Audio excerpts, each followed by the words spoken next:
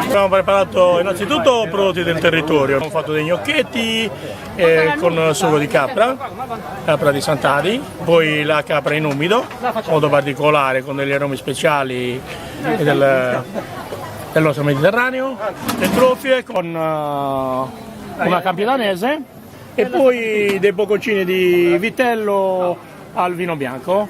Abbiamo usato del nostro bue rosso nella zona di Teulada e la carne è ottima, solo da provare.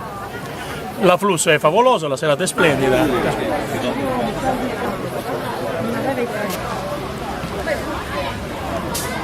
La signora viene da... Vengo da Adria, provincia di Rovigo. Ecco, è la prima volta che viene a Piscinas oppure no? No, già 3 volte. E ho sposato un piscinaio. Sono venuta questa sera perché c'è la vitella.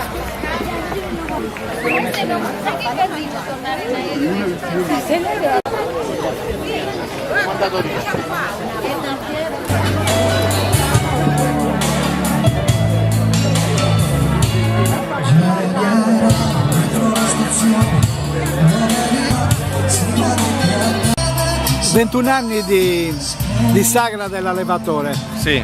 Diciamo che per Piscinas è il momento clou di un anno turistico.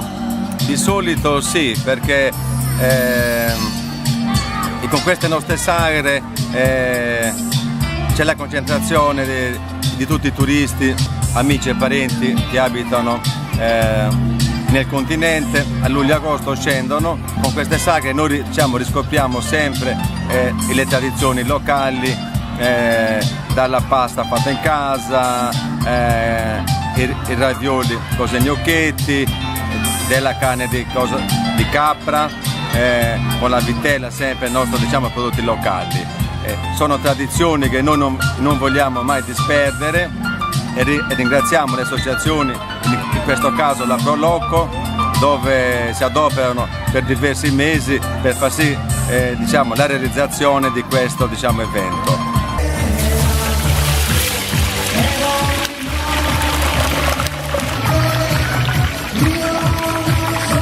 Sono raviolini fatti con la pasta sfoglia e poi noi abbiamo un ripieno con la ricotta, mettiamo uova, mettiamo limone, mettiamo tante cose e la ricetta è anche segreta.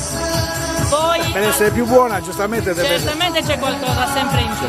E poi li condiamo con del miele della nostra zona, sempre miele freschissimo, appena smielato adesso d'estate, che in questo periodo li friggiamo noi in buon olio d'oliva e poi li serviamo caldi.